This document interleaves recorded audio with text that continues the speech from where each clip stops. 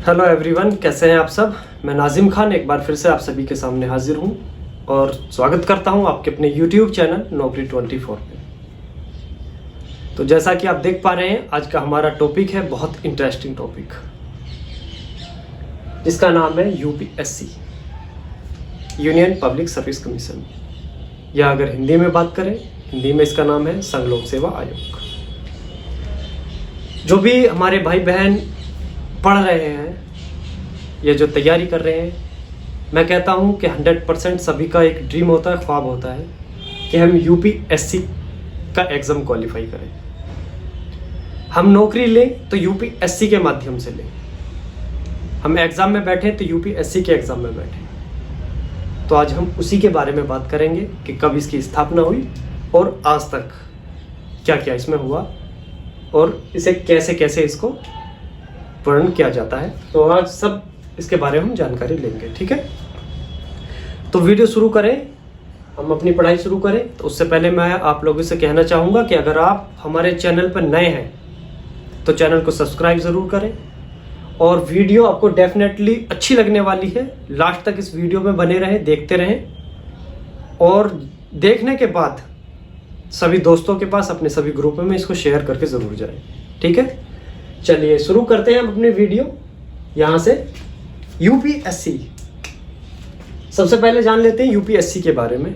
इसकी full form क्या होती है, तो मैं बता दूं, इसकी full form union public service commission. U से यूनियन, पी से पब्लिक, एस से सर्विस, सी फॉर कमीशन।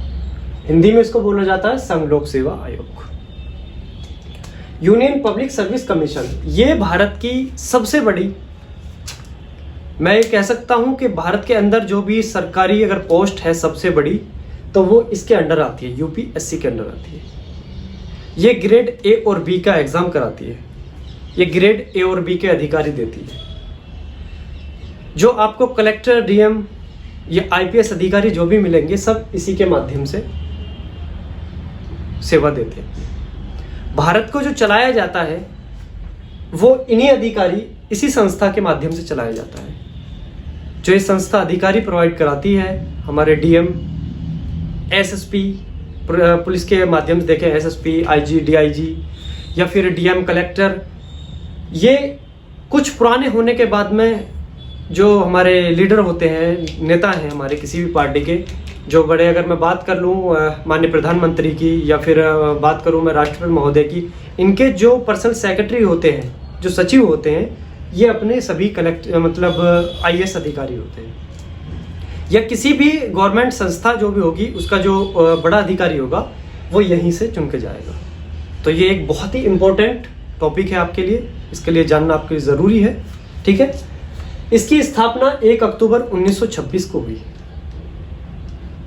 1 अक्टूबर 1926। उस टाइम भारत में अंग्रेजों का शासन चल रहा था, काफ़ी आंदोलन हो रहे थे, दंगे हो रहे थे। वो इसलिए कि हमारे भारत के जो महान पुरुष थे, जिन्होंने आज़ादी में योगदान दिया, जिन्होंने संविधान का बनाया, उन सभी की एक लड़ाई चल रही थी। और वो लड़ाई ये थी कि जो शासन चल रहा था अंग्रेजों का, उसमें भारत का भी योगदान होना चाहिए, ठीक है। तो उन्होंने इसकी शुरुआत करी और फाइनली जो इसकी स्थापना हुई यूपीएससी की, 1 अक्टूबर 1926 को इसकी स्थापना हुई, ठीक है। ये एक संवैधानिक संस्था है, ये एक संवैधानिक संस्था। संवैधानिक का मतलब है कि जो संविधान में वर्ण हो, जिसको एक आर्टिकल के तहत दर्शाया गया हो, जिसके लिए आर्टिकल बनाया गया हो, जिसे आर्टिकल में रखा गया हो, उसको संवैधानिक बोला जाता है, ठीक है। ये आर्टिकल में है, आर्टिकल 315 से 323, आर्टिकल 315 से 323, अनुच्छेद, हिंदी में अनुच्छेद बोलते हैं और इंग्लिश में हम इसे आर्टिकल बोलते हैं, ठीक है। चलिए, यहाँ तक हो गया। संविधान के भाग 14 में इसको वर्णन किया गया है। हमारे संविधान में 22 भाग हैं, तो 22 भाग में 14वें भाग में यूपीएससी को दर्शाया गया है। यूपीएससी जो होती है आपकी केंद्र के लिए एग्जाम कराती है, और एक यूपीएससी के साथ साथ हमारा संघ राज्यों के लिए होती है, जिसको हम बोल देते हैं state public service commission, SPSC. ये राज्य के लिए होती है। तो आर्टिकल 15 में यूपीएससी और एसपीएससी का वर्णन किया गया है। आर्टिकल 15 में जो भी इसके आर्टिकल हैं 315 से 323, इनको मैं जो मोस्टली आर्टिकल है उनको मैं लिखवाऊंगा आपको, ठीक है। फिलहाल इतना समझ लीजिए, संविधान के भाग 14 में इनको दर्शाया गया है, यूपीएससी को बताया गया है, ठीक है। चलिए, यूपीएससी का मुख्यालय दिल्ली में है। कहाँ है? दिल्ली में है। इनके सदस्यों के बारे में अगर हम बात करते हैं तो इस यूपीएससी का एक चेयरमैन होता है और इनके 10 सदस्य हो सकते हैं या 9 सदस्य हो सकते हैं। ये हमारे राष्ट्रपति महोदय पर डिपेंड करता है कि वो इनके कितने सदस्य बनाएं। सदस्य राष्ट्रपति महोदय के द्वारा बताए जाते हैं कि इतने सदस्य इसके होंगे। सदस्य कौन होगा? सदस्य वो होंगे जिन्होंने भारत सरकार को 10 वर्ष का कम से कम अपना योगदान दिया हो, सर्विस दी हो, उनको सदस्य बनाया जाएगा। ये कम से कम 9 से 11 हो सकते हैं, कम से कम 9, ज्यादा से ज्यादा 11। इसमें चेयरमैन और सदस्य दोनों सम्मिलित हैं, ठीक है। चलिए, इनके कार्यकाल की अगर बात करता हूं मैं तो कार्यकाल इनका 6 वर्ष है और अधिक से अधिक 65। अधिक से अधिक 65 का मतलब क्या है? जैसे सपोज करो कि यूपीएससी का कोई चेयरमैन बना या फिर कोई सदस्य बना बोर्ड का, यूपीएससी बोर्ड का, उसकी एज 56 वर्ष है। कार्यकाल कितना है इसका? 6 वर्ष का है और अधिकतम 65 वर्ष है। अभी कोई सदस्य बना या चेयरमैन बना, उसकी एज कितनी है? एज मान लेते हैं 56 वर्ष। 56 वर्ष होने की एज है उसकी और उसको बोर्ड का चेयरमैन बनाया गया या सदस्य बनाया गया। अब वो 6 वर्ष की अपनी सेवा देगा। इसमें कितनी वर्ष की? 6 वर्ष की। तो 56 और 6 62 वर्ष हो गए हमारे। 62 वर्ष तक इसने अपनी सेवा दी, लेकिन 65 वर्ष अधिकतम है। अगर ये 65 नहीं हो रही तो ये अपनी पूरी 6 वर्ष की सेवा देगा। मतलब अगर ये 65 इसकी पहले हो जाती है तो पहले अपने पद इसको छोड़ना पड़ेगा। या फिर कुछ इस तरह से हम समझ लेते हैं, कोई सदस्य या फिर चेयरमैन बना जिसकी उम्र 60 वर्ष है। 60 वर्ष की उम्र में सदस्य बना या फिर चेयरमैन बना, अब उसको केवल 6 वर्ष तक अपनी सीट पर रहना है। 6 वर्ष तक। अगर मैं इसको 6 वर्ष तक सीट पर रखता हूं तो उम्र हो जाएगी इसकी 66 वर्ष। लेकिन हमें बोला गया है कि केवल 65 वर्ष तक ही वो सीट पर रहेगा। इसका मतलब ये है कि केवल वो 6 वर्ष अपनी सेवा नहीं देगा, बल्कि वो 5 वर्ष अपनी सेवा देगा। अगर उसकी उम्र पहले 65 वर्ष हो जाती है तो वो पहले अपनी पद से चला जाएगा, या अगर उसकी 65 नहीं होती है तो वो पूरे 6 साल तक अपना कार्यकाल पूरा करेगा। ठीक है, ये हमने समझा। इसकी नियुक्ति राष्ट्रपति के द्वारा होती है, राष्ट्रपति महोदय के द्वारा इनकी नियुक्ति होती है। ठीक, इनकी नियुक्ति केवल राष्ट्रपति महोदय के द्वारा जरूर होती है, लेकिन मशवरा किसका होता है? हमारी भारत सरकार का, प्रधानमंत्री महोदय या कैबिनेट, सबका मशवरा होगा किसको यूपीएससी का चेयरमैन बनाना है, सदस्य बनाना है। ठीक है, हालांकि ये संविधान में वर्णन नहीं है, लेकिन आज का जो वर्तमान में जो परिस्थितियां चलती हैं या फिर जो भी सरकारी संस्थान है, सब पे जिसकी सरकार होती है उसी के माध्यम से काम होता है। हालांकि ये संविधान में वर्णन नहीं है कि पीएम की सलाह से होगा या कैबिनेट के, ऐसा नहीं है, लेकिन काम अपना वो गवर्नमेंट की तरफ से के सहारे से ही होता है। ठीक है, नियुक्ति राष्ट्रपति महोदय करेंगे और हटाएंगे भी राष्ट्रपति महोदय ही। इसको हटाने की क्या परिस्थिति है? हटाने की परिस्थिति ये है कि वो या अपने पद का दुरुपयोग कर रहा हो, पद का दुरुपयोग कर रहा हो, या दिवालिया हो गया हो, या फिर उसको पागलपन घोषित कर दिया गया हो, या फिर उसको कोई आपराधिक गतिविधियों में वो शामिल हो गया हो, तो इसको राष्ट्रपति महोदय हटाएंगे। लेकिन केवल राष्ट्रपति महोदय अपने उस पर नहीं हटाएंगे, उससे पहले सुप्रीम कोर्ट की सलाह ली जाएगी, सुप्रीम कोर्ट जज की सलाह ली जाएगी। ठीक है, ये सुप्रीम कोर्ट जज की सलाह ये आपके आर्टिकल में वर्णित है। ठीक है, चलिए किन किन आर्टिकलों में है ये हम बाद में समझेंगे। कार्य की अगर बात करता हूं कि इसका कार्य क्या है, तो इसका कार्य है केंद्र की भर्ती कराना। केंद्र की भर्ती कराना। केंद्र की तो बहुत सारी भर्तियां होती हैं, क्या सभी कराती है? नहीं, सभी नहीं कराती। ये केवल ग्रेड ए और बी की भर्ती कराती है। ग्रेड ए बी की भर्ती मतलब आईएएस और आईपीएस बनाती है, ये बड़ी बड़ी पोस्ट देती हैं।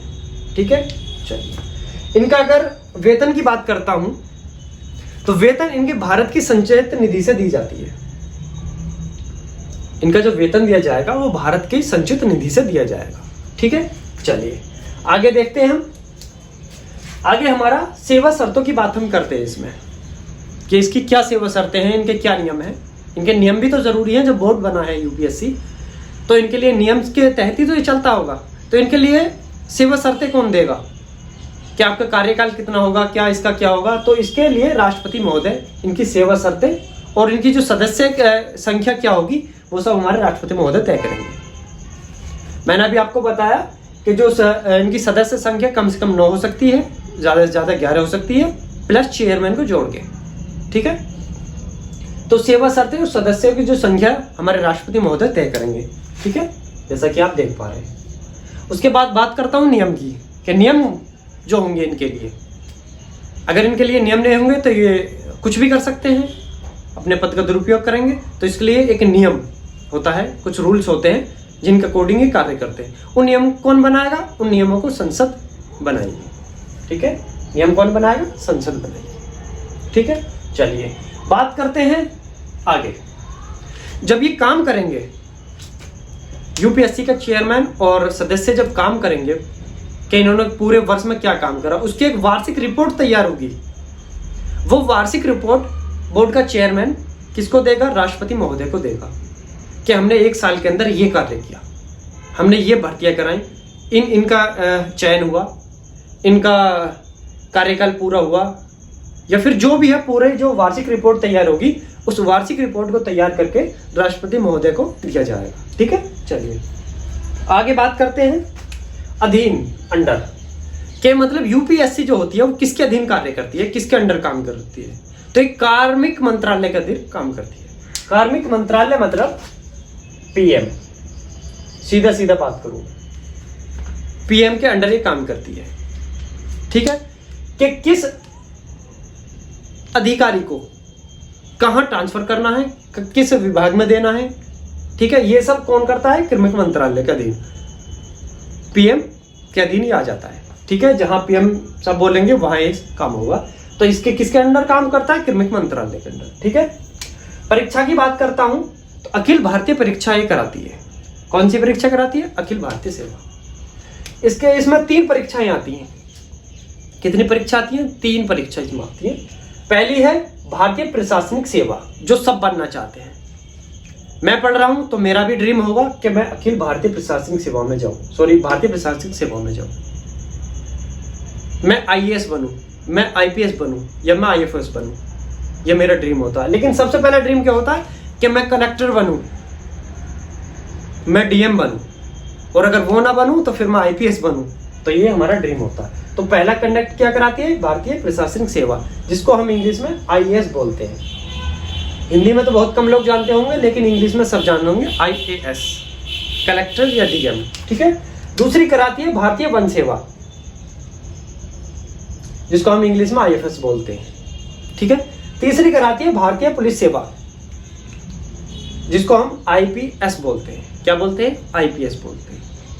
ठीक है, तो जैसा कि मैंने अभी बताया आपको, इसको मैं मिटा देता हूं, भारतीय प्रशासनिक सेवा और भारतीय पुलिस सेवा, ये किसके अधीन काम करती है, ये कार्मिक मंत्रालय के अधीन करती है। या मैं सीधा सीधा बोल दूं कि ये होम मिनिस्ट्री के अंदर काम करती है।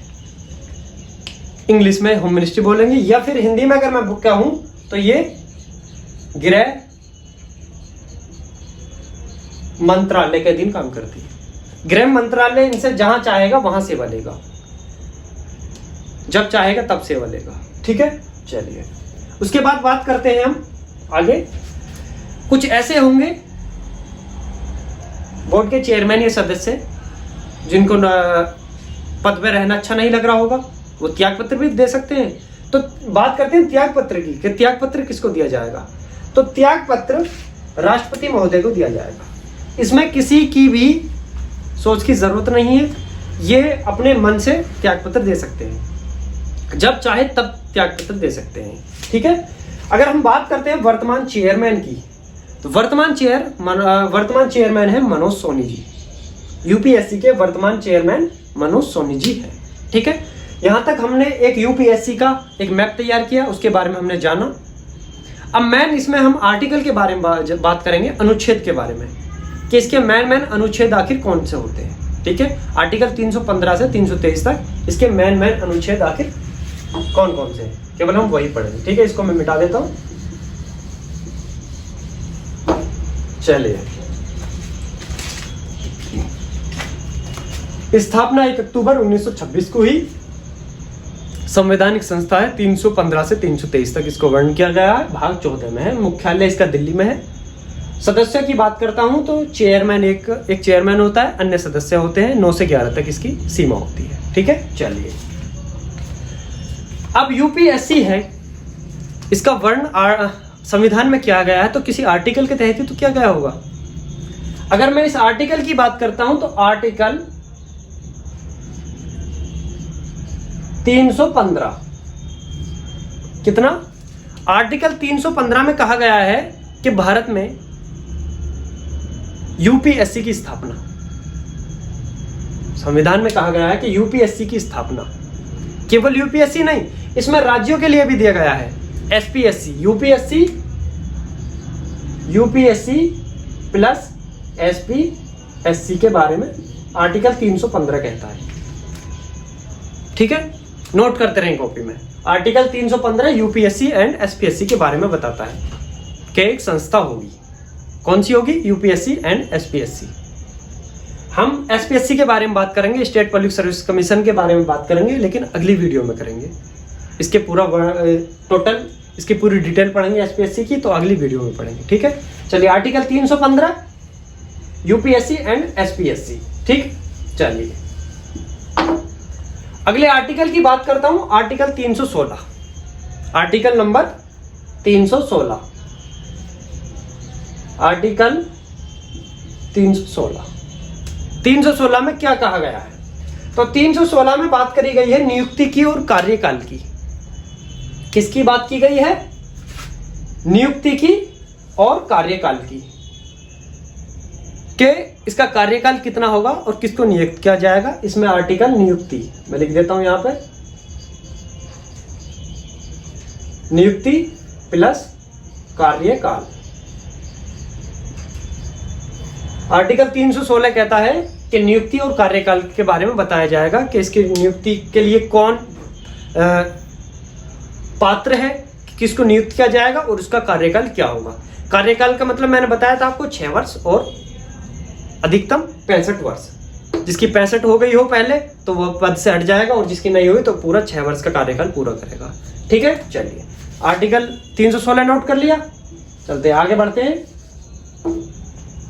आर्टिकल नंबर 317, 15 हो गया हमारा। 15 के बारे में बताया गया यूपीएससी और एसपीएससी के बारे में। आर्टिकल 316 बताता है नियुक्ति और कार्यकाल। तो आर्टिकल 317 देखते हैं कि आर्टिकल 317 क्या कहता है। तो आर्टिकल 317 कहता है निलंबन और बर्खास्तगी। क्या?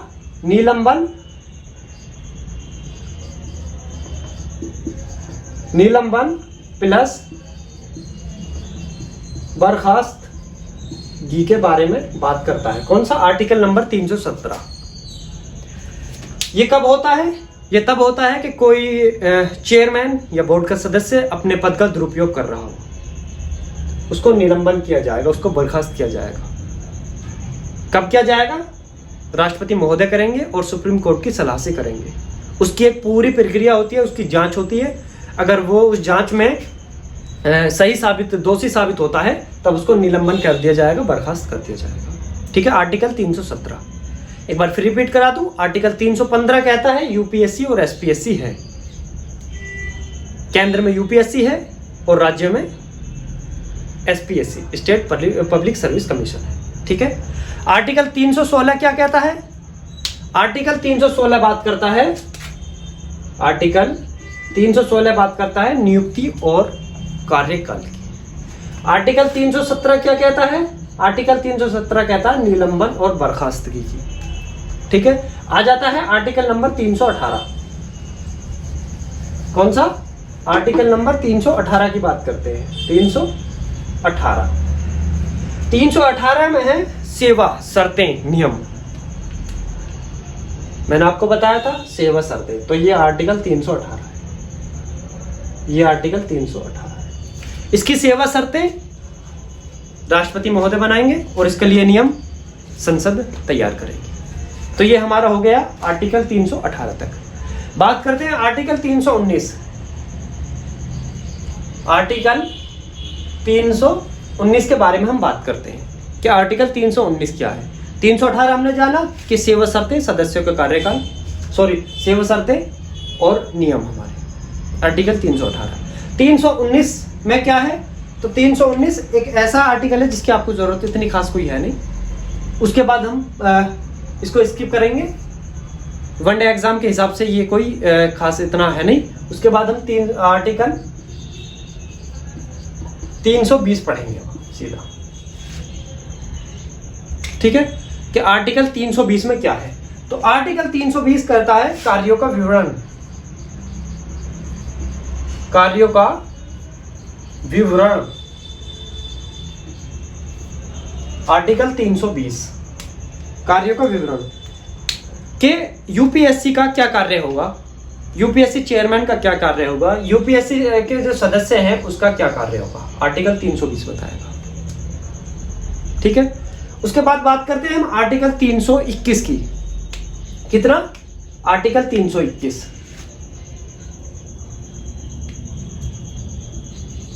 आर्टिकल 321 ये आर्टिकल भी आपके एग्जाम के लिए मेरे हिसाब से ऐसा है कि वनडे एग्जाम के लिए नहीं है, मतलब इतना कोई खास नहीं है जो आपके वनडे एग्जाम। जो हम यहाँ पे केवल वही आर्टिकल पढ़ेंगे जो मोस्टली है। ठीक है। तो आर्टिकल 319 छोड़ दो, आर्टिकल 321 छोड़ दो।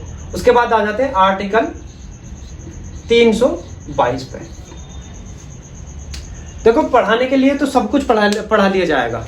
अब पढ़ भी लोगे, हम भी पढ़ा देंगे, लेकिन क्या फायदा उससे कि जो आपके एग्जाम के पॉइंट ऑफ व्यू से मायने नहीं रखता हो, जो ऐसा लगे हमें कि एग्जाम में नहीं आएगा। तो फालतू की चीज क्यों पढ़नी?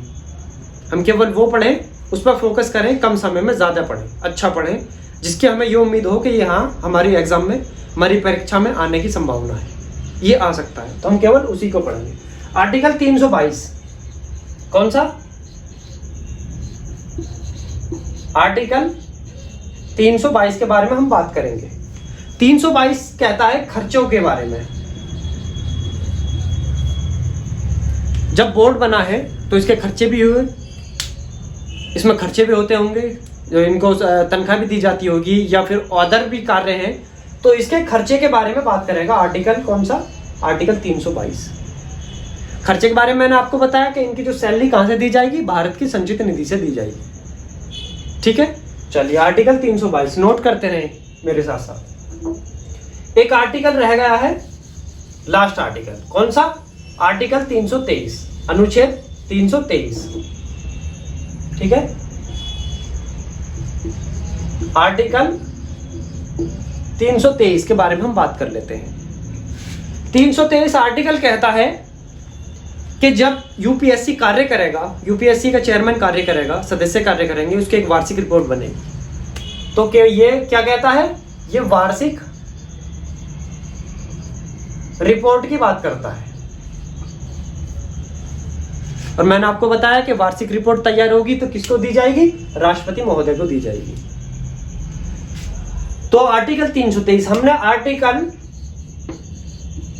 15 से लेकर 300 आर्टिकल 315 से लेकर 323 तक हमने जाने। तो आर्टिकल हमने छोड़े क्योंकि मेरे हिसाब से वो मतलब एग्जाम के, मुझे नहीं लगता कि एग्जाम में वो आएंगे। उस हिसाब, उसके पॉइंट ऑफ व्यू से मुझे ऐसे नहीं लगा कि वो ज्यादा इंपॉर्टेंट है। उनको हमने छोड़ा। बाकी आर्टिकल 315 से 323 तक हमने जाने, ठीक है। ये था एक मैप यूपीएससी का, यूनियन पब्लिक सर्विस कमीशन का, ठीक है। इसके बारे में हमने पूरा जाना, आज तक जाना कि आज क्या है। तो आज क्या है, आज के वर्तमान चेयरमैन के बारे में हम बात कर सकते हैं। कौन है, मनोज सोनी जी, ठीक है।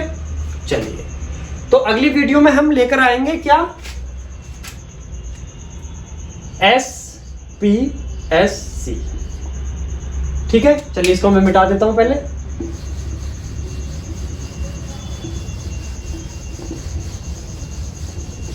और एक बार इनकी मैं फुल फॉर्म लिख देता हूं, ठीक है।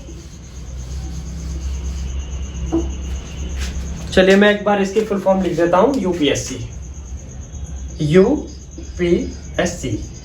तो यूनियन पब्लिक सर्विस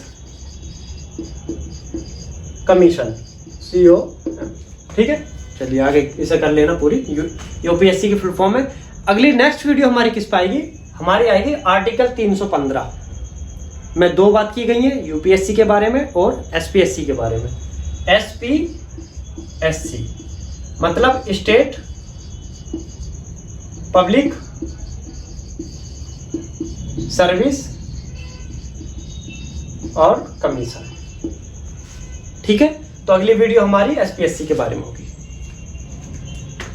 चलिए, वीडियो मैं मानता हूं कि जो मैंने आपको बताई, जो जानकारी दी है, जो पढ़ाई हुई, डेफिनेटली आपको बहुत पसंद आई होगी, बहुत अच्छी लगी होगी, बहुत कुछ इससे सीखने के लिए मिला होगा।